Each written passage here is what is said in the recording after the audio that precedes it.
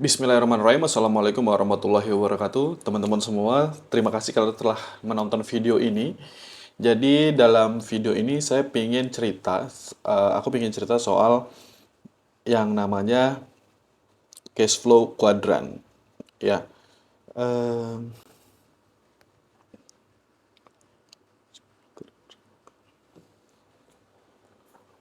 nah jadi sederhananya cash flow quadrant ini adalah bagaimana caranya kita sebagai manusia ya, kita sebagai orang yang hidup itu me- mencari uang ya, mencari uang. Bagaimana kita mendapatkan penghasilan ya. Jadi ini adalah sebuah konsep yang dibuat oleh Robert Kiyosaki dan sekitar tahun 2000-an awal konsep ini dibuat.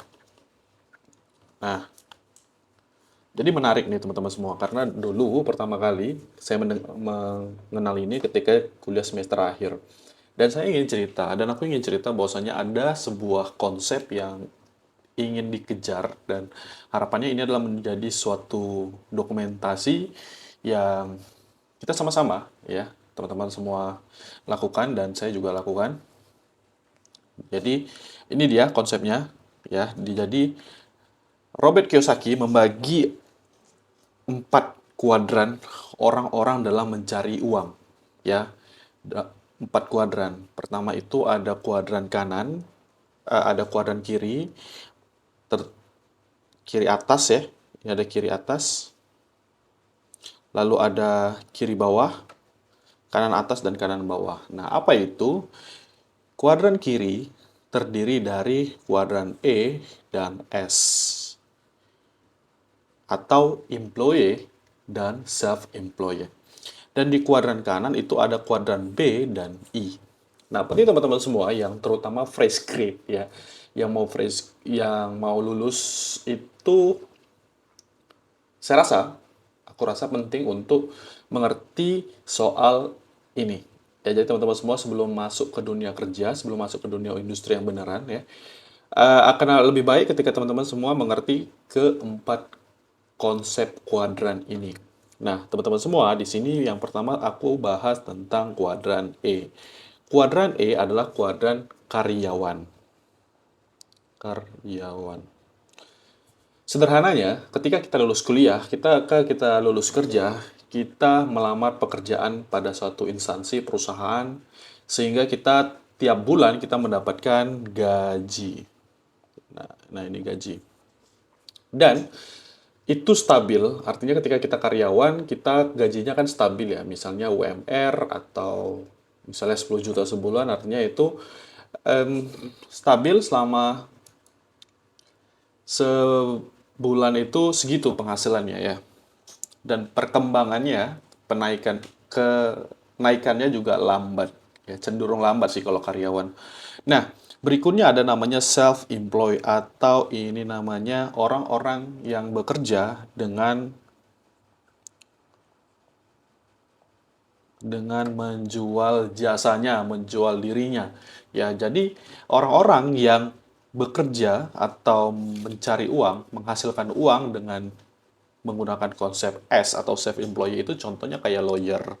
Ya, kayak lawyer, kayak dokter praktik ya. Terus juga freelancer, misalnya freelancer, freelancer grafis atau freelancer foto. Nah, mereka adalah orang-orang yang bekerja dengan diri mereka sendiri gitu ya. Skill mereka lah yang mereka jual ya. Jadi semakin tinggi jam terbang tentu akan menghasilkan suatu jasa atau kualitas dirinya semakin tinggi juga. Nah, semakin tinggi kualitas dirinya, maka harganya akan meningkat ya. Ini akan meningkat. Nah, teman-teman semua, tapi kendalanya pada kuadran ini, teman-teman semua, di kuadran S, itu adalah ketika kita tidak bekerja atau mereka tidak bekerja, maka mereka tidak dapat income. Contoh nih, misalnya seorang pengacara yang dia mendapatkan income-nya ketika dia mengatasi satu kasus ya, menangani satu kasus, maka dia akan dapat income di sana. Dan contoh seorang freelance videographer misalnya, ketika mereka nggak dapat klien atau mereka sakit dan nggak bisa ngerjain project, maka projectnya nggak bisa dikerjakan dan tidak mendapatkan uang dari sana. Itu contoh daripada orang-orang yang bekerja di kuadran S. Berikutnya adalah orang-orang yang bekerja atau menghasilkan uang di kuadran B atau bisnis. Orang bisnis, kata kuncinya adalah sebuah sistem. Sebuah sistem yang menghasilkan uang, ya, menghasilkan duit, ya. Nah, tapi pada konsep ini, ketika business owner punya sistem, maka dia harus terjun, biasanya akan terjun langsung untuk mengawasi bisnisnya atau sistemnya running dengan baik, ya, running dengan baik, berjalan dengan eh, sesuai dengan SOP atau keinginannya sehingga bisa mencapai KPI-KPI dan omset-omset tertentu. Nah, itu yang namanya business owner, ya. Nah, berikutnya adalah investor. Orang investor adalah mempekerjakan uang ya untuk mendapatkan uang lebih banyak. Contoh, ketika kita punya uang, ketika punya dana, maka kita menginvestasikannya dalam saham misalnya, dalam saham perusahaan atau sebuah project atau sebuah bisnis ya. Nah, itu adalah yang namanya investor. Nah, lalu bagaimana?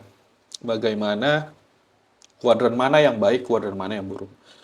Saya tidak aku nggak ini ya, nggak ngejudge apakah kuadran A lebih baik dari kuadran B lebih kuadran dari C dan lain sebagainya. Nggak kayak gitu. Karena aku yakin teman-teman semua pada saat ini, terutama orang-orang yang baru lulus sekolah, baru lulus kuliah, biasanya akan mencari pekerjaan. Dan apakah itu salah? Tentu tidak ya. Karena dalam ketika teman-teman semua mau mulai bisnis, teman-teman juga harus perlu belajar. Dan biasanya cara belajar yang paling cepat adalah belajar di bisnis orang. Artinya kita menjadi pekerja terlebih dahulu. Nah, teman-teman yang hari ini adalah seorang anak muda yang umurnya masih muda, eh, jadi aku memberikan sebuah advice ya, memberikan sebuah advice.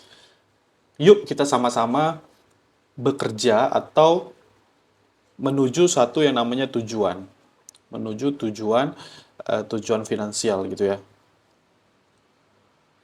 Kita sama-sama jalan dalam satu tujuan yang namanya finansial. Nah, teman-teman semua, hari ini mungkin teman-teman adalah usia orang-orang yang berusia di 20 sampai dengan 30 ya, sampai dengan usia ini. Artinya teman-teman semua kita adalah orang-orang muda, di mana orang-orang muda itu biasanya akan memiliki banyak energi. Ya, kata kunci dari anak muda adalah energi. Jadi teman-teman semua mungkin ya teman-teman semua hari ini masih umur 20-30 tahun ya, 20 tahunan. Itu biasanya bisa tuh ketika kerja itu, ketika pulang kerja ya bisa nge-freelance dan sampai di rumah nanti ngerjain apa lagi sehingga mendapatkan satu income yang lebih besar. Dan kata kuncinya ada di energi ya. Tapi ketika kita sudah dikatakanlah di usia tidak produktif, 50 tahun ke atas misalnya, ini maka energi akan cenderung menurun. Ya, biasanya di usia-usia segitu kita udah mulai lemah, kita sudah fisiknya sudah mulai tidak prima lagi, biasanya seperti itu. Nah, jadi teman-teman semua, katakanlah aku ingin menggambarkan satu yang namanya eh, perumpamaan, di mana kayak gini. Nah, ini ya, ini adalah energi ini ya. Ini gini. Di sini ada energi ya, resource yang paling utama. Di sini ada namanya usia. Jadi ini adalah titik nol. Nah, teman-teman semua, bayangkan teman-teman semua kita ada di kuadran ini. Nah, ketika kita masih muda, katakanlah titik nol, katakanlah ini di usia 20 sampai 30, maka energi kita akan di sini beradanya. Nah, why? Karena biasanya di orang-orang muda ini punya semangat yang lebih, kemauan belajar yang tinggi, tenaga yang luar biasa gitu ya. Maka akan jadi seperti ini. Nah, ketika semakin tua, maka ini katakanlah ini di usia 55 tahun, maka energinya akan menurun. Nah, seperti ini ya, akan menurun gitu. Nah, ini dia ya. Maka energinya akan turun. Oke. Nah, tapi ketika kita mengerti paham konsep yang namanya cash flow quadrant, ya, kita bisa berinvestasi walaupun saat ini kita energinya tinggi ya di usia muda, tapi waktu ini kita gunakan untuk mencari uang. Biasanya seperti itu nih. Di usia muda, di usia produktif, kita akan mencari uang jor-joran. Bisa harus lupa waktu, bisa lupa kesehatan, dan sebagainya. Itu biasanya habitnya orang modern. Nah, bayangkan teman-teman semua, kalau kita kalau kita tidak membangun yang namanya aset atau sistem, atau sebuah bisnis, atau sebuah sumber income yang akan terus naik gitu ya. Nah, jadi katakanlah biaya hidup. Di sini saya taruh ada namanya biaya hidup. Living cost. Ya.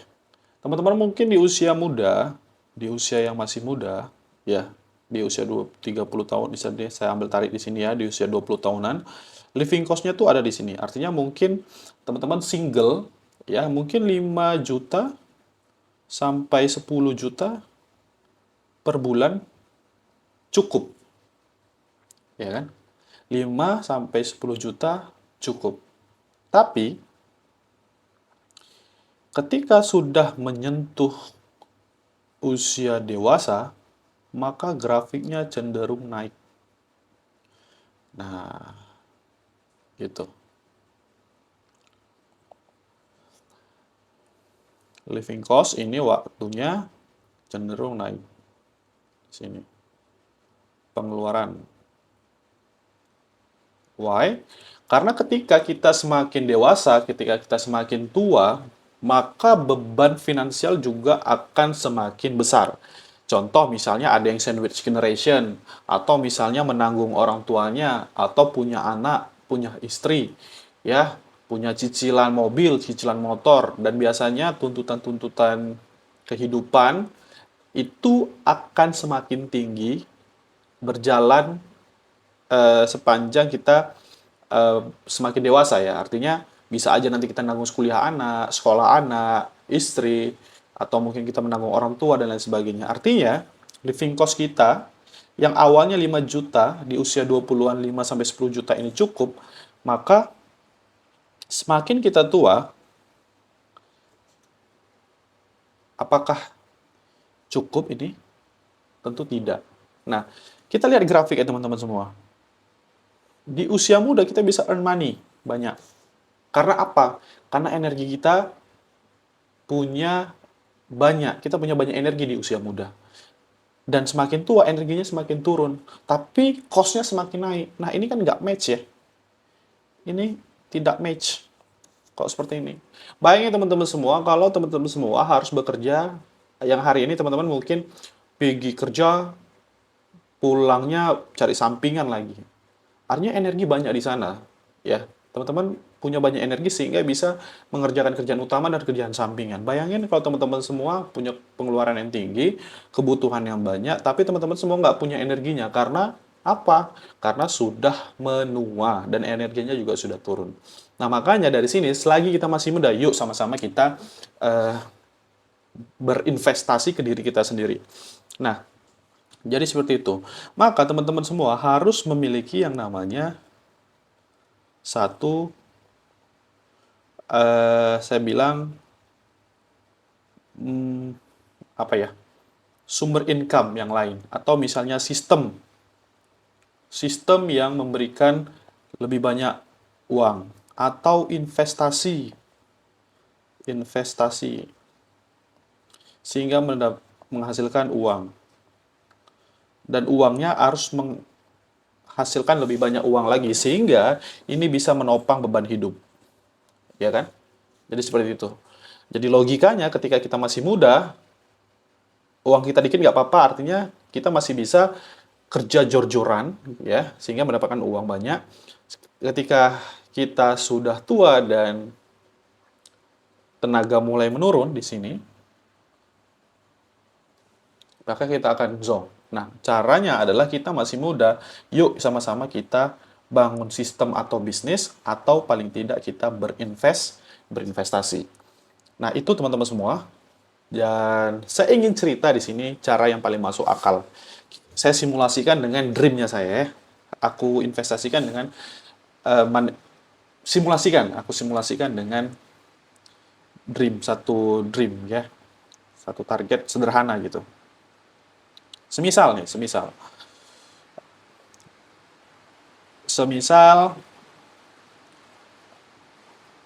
hari ini di usia 20-an, 20 sampai 30, 20 sampai 30 tahun ini living cost kita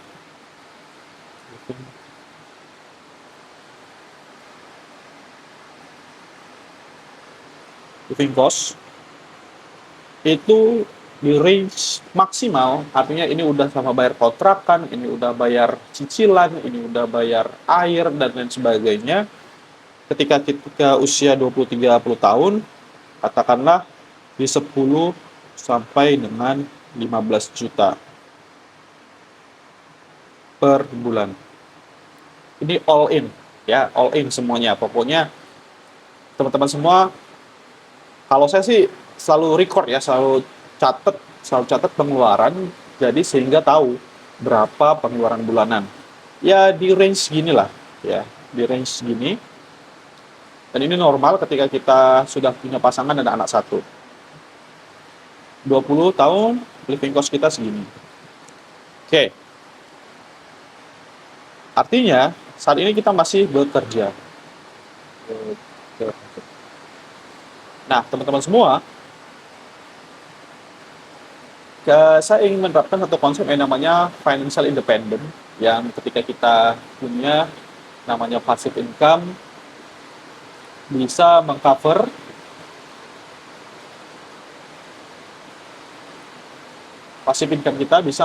minimal adalah living cost.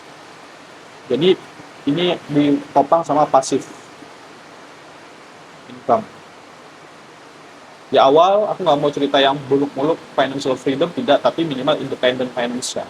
Jadi ketika kita bekerja itu udah nggak cari uang untuk makan, tapi kita cari uang untuk dream-nya kita, untuk happy-nya kita. Kita bekerja untuk dream-nya kita gitu, untuk kehappy-annya kita gitu. Bukan lagi cari untuk living cost, ya. Jadi yang awalnya sekarang itu mungkin kerja dapat duit, ketika gajian kita langsung bayar cicilan, kebutuhan rumah dan lain sebagainya habis, dan kita harus bekerja lagi. Ketika kita bekerja itu nggak bahagia karena tahu nih gajiannya untuk apa. Dan akan lebih bagus kalau living cost kita sudah ditampung sama passive income. Oke, nah 10 sampai 15 juta per bulan. Katakanlah saya bulatkan itu dari 20 juta. Berarti dengan gaya hidup yang seperti sekarang, ya kita butuh 20 juta sebulan. Udah sama saving apa segala macam, udah bayar cicilan, udah bayar kreditan motor atau mobil, ya. Udah kasih orang tua juga di sini, range ini. Oke. Kalau kita per tahun 20 juta dikali 12 sama dengan 240 juta. Kalau kita bisa menghasilkan 240 juta per tahun, secara pasif, maka per bulannya adalah 20 juta, dan kita akan mendapatkan satu passive income yang bisa menopang living cost. Jadi kita bekerja untuk kebahagiaannya kita, untuk berkarya. Bukan berarti nggak kerja, ya. Bukan berarti kita nggak melakukan apa-apa pensiun gitu, enggak. Tapi lebih kerjanya tuh nggak under pressure, tidak mikirkan cicilan, tapi lebih karena kita ingin berkarya. Nah, oke. Ketika kita dapat 20 juta sebulan dari passive income, nah berapa modal untuk dapat 240 juta per tahun, ya. Kemarin saya ada satu ikut seminar, saya baca-baca buku, saya juga searching-searching, ternyata ada satu instrumen yang saham, kalau nggak salah saya saham, correct me if I'm wrong, teman-teman semua boleh cari referensi yang lain, eh, karena saya juga nggak ngerti-ngerti amat, tapi ada instrumen yang bisa memberikan kita return 8 sampai 10% per tahun. Ya, bisa di reksadana, bisa di saham, ya, dan lain sebagainya, di saham-saham blue chip, ya. Oke, 8 sampai, oke lah, paling kecil lah ya, 4% misalnya. 4%. Tapi aku masih percaya sama ini. Di range 8 sampai 10%. Nah, ini kita bilang masukkanlah ke saham. Saham. Nah, kita cerita nggak 1-2 tahun, tapi mungkin 5 sampai 10 tahun lagi. Tahun lagi. Jadi beruntung teman-teman kalau yang masih umurnya belasan tahun lihat video ini, beruntung karena bisa pakai proyeksi ini. Nah, berapa ya? Nggak usah X. N berapa dikali 8 sampai 10%, hasilnya ada 240 juta. Berapakah nilai N? Oke, ternyata dapatlah angka 3 miliar. Ya, 3 miliar dikalikan 8 sampai 10%. Kalau dia 10%, maka 300 juta. Kalau dia 8%, mungkin sekitar 220 juta per tahun. Artinya teman-teman semua harus mencari modal 3 miliar rupiah. Kalau misalnya gaya hidupku adalah 20 juta per bulan, maka aku perlu cari uang, kumpuli uang, bikin modal dalam satu instrumen investasi sebesar 3 miliar rupiah. Oke. Bagaimana cara dapatnya? Yuk kita cari sama-sama. Di sini aku teman-teman pakai cara yang paling masuk akal. Paling masuk akal. Ya, tadi kita cerita soal yang namanya cash flow quadrant ya. Ini aku gambarin aja cash flow quadrant. Ini ada E, ada S, ada B, ada I. Nah, pelan-pelan yuk kita pindah. Hari ini teman-teman semua mungkin masih mahasiswa. Ya, mungkin mahasiswa, ada yang masih sekolah gitu ya. Setelah lulus maka bekerja sebagai employee atau karyawan. Nah, teman-teman, gaji teman-teman itu harus teman-teman investasikan ke otak teman-teman, ke otak. Sehingga gaji dari sini, dari E, kita investasikan ke leher ke atas, maka kita bisa punya skill baru, punya keahlian baru, dan kita bisa menjualnya sehingga bisa mendapatkan yang namanya income yang baru. Nah, income yang baru ini, teman-teman semua, jangan langsung dibelanjakan semua. Ya, jangan langsung beli iPhone, jangan langsung beli Mac. Nggak apa-apa sih kalau beli MacBook atau laptop yang bagus kalau memang untuk keperluan. Atau misalnya teman-teman semua programming atau editor video gitu ya, kan perlu. Ya nggak apa-apa. Nanti kita akan belajar liabilitas dan aset gitu ya. Nah, hasilnya itu diinvestasikan lagi ke leher ke atas untuk mendapatkan ilmu yang lebih dalam, belajar yang lebih dalam. Sebagian teman-teman semua bisa investasikan ke saham. Ingat, kita butuh saham sebagai modal. Kita perlu modal untuk saham. Dan sebagian lagi, jika teman-teman mau, bisa untuk bangun bisnis. Ya, bagi uangnya untuk return kembali, pertama ini, ya saya sarankan ini, dibelanjakan lagi untuk course, online course, training, dan lain sebagainya, sehingga teman-teman semua punya skill yang lebih dalam, skill yang lebih baru, dapat ilmu baru, dan sehingga meningkatkan value-nya di sini. Itu. Berikutnya, yang kedua, teman-teman, hasilnya jangan dibelanjakan semua, tapi investasikanlah ke saham. Ya. Atau opsi kedua, yang ketiga, teman-teman semua bisa bangun bisnis, modalkan untuk bisnis yang lebih besar. Teman-teman ingat, ini di era digital. Kita mau bikin bisnis itu nggak mesti harus sewa ruko dulu, sewa toko dulu, nggak mesti. Teman-teman semua bisa mulai dari yang kecil gitu ya. Nah, sehingga bisnis ini, hasil bisnis ya, kalau memang mau bisnis gitu ya, hasil bisnis diinvestasikan lagi ke bisnis untuk tambahan modal, dan sebagiannya diinvestasikan sebagai modal. Sehingga goals kita 3 miliar itu bisa kita investasikan di sini.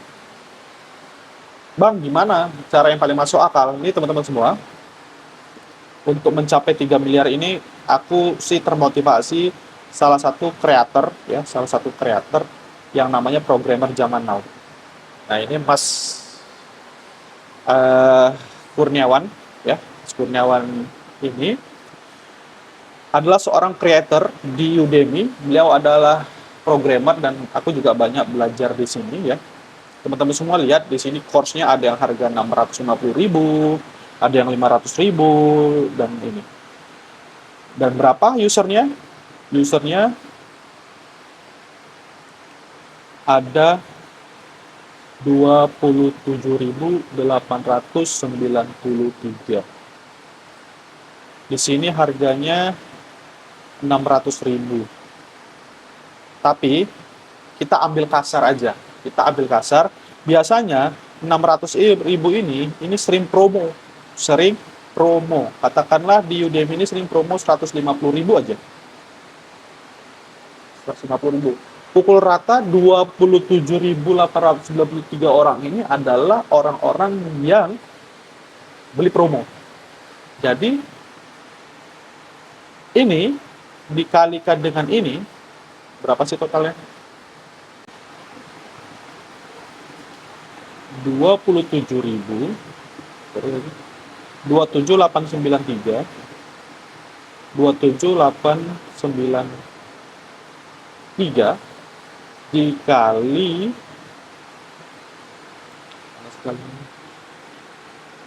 dikali 150.000. Berapa totalnya? Ada 4,1 miliar. 4,1 miliar.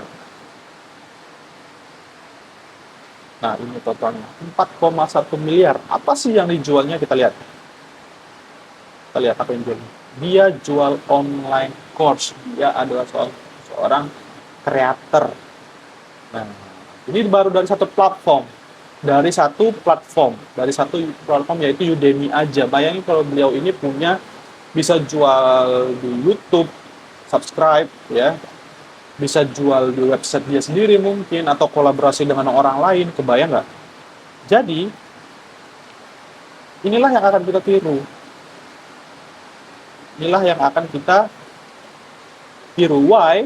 Karena teman-teman hari ini adalah orang-orang yang saya yakin adalah orang-orang yang punya growth mindset, punya keinginan untuk belajar. Dalam artian tidak harus kuliah kok, ya, nggak mesti kuliah. Yang penting teman-teman mau belajar. Cara simpelnya kayak gini lah. Cara simpelnya gini aja. Ya. Di sini kan beliau ini kan jual ya, Mas Kurniawan ini jual kadang-kadang ada 150.000, itu tergantung promo. Ya teman-teman pantangin aja. Terus teman-teman ikuti materi beliau ini, pelajari, remake dengan versinya teman-teman sendiri. Mix and match ya. ATM, amati, tiru, modifikasi dengan versi teman-teman sendiri. Ya, strukturnya agak dibeda-bedain, studi kasusnya agak dibeda-bedain. Teman-teman jual seperti ini lagi. Nah, itu ya, itu inspirasinya. Sehingga konsep tadi 4 miliar masuk akal nggak? Kalau seandainya kita punya sama kayak Mas 4M kita jadikan modal saham. Kita dapat return 8 sampai 10% dari 4M dengan gaya hidup yang sekarang. Nah, itu kalau satu platform. Bayangin kalau teman-teman semua bisa pakai Facebook Ads, bisa pakai Google Ads ya, sehingga teman-teman bisa menjual produk atau produk digital teman-teman lebih banyak. Nah, pertanyaannya, apakah kalau teman-teman semua bikin satu modul, satu online course gini perlu kerja berkali-kali?